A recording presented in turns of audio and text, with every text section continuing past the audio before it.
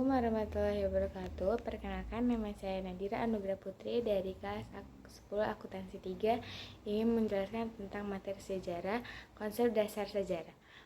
Pengertian sejarah adalah bangunan yang disusun penulis sebagai suatu cerita. Dalam arti objektif ialah peristiwa yang terjadi dan tidak pernah diulang kembali. Ada ciri-ciri utama sejarah: peristiwa yang abadi, peristiwa unik, sama peristiwa penting. Peristiwa abadi adalah tidak berubah-ubah dan tidak berubah-ubah. Peristiwa unik hanya terjadi satu kali yang tidak bisa sama persis. Peristiwa penting diberitakan momentum dan arti dalam menentukan kehidupan orang banyak. Pengertian sejarah menurut para ahli. 1. Menurut para ahli Ibnu Khaldun, sejarah adalah catatan tentang masyarakat umat manusia atau peradaban dunia dan tentang perubahan-perubahan terjadi pada waktu masyarakat itu. Kedua, menurut para ahli Marx Rocky, sejarawan Prancis, menyatakan bahwa sejarah ilmu yang mempelajari tentang manusia dalam watak dan ruang, yang menganggap bahwa sejarah harus dipandang sebagai suatu kajian interdisiplin yang melibatkan berbagai bidang ilmu pengetahuan.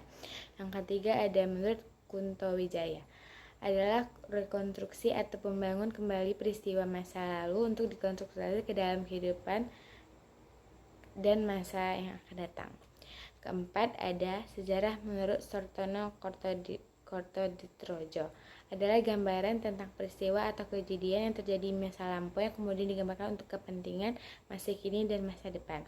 Yang kelima ada sejarah menurut Sidiga Zaida, adalah gambaran masa lalu tentang manusia dan sekitarnya sebagai makhluk sosial yang disusun sebagai ilmiah dan lengkap meliputi urutan fakta masa tersebut dengan sebagai dua satu tafsiran dan penjelasan yang memberi pengertian tentang apa yang berlaku.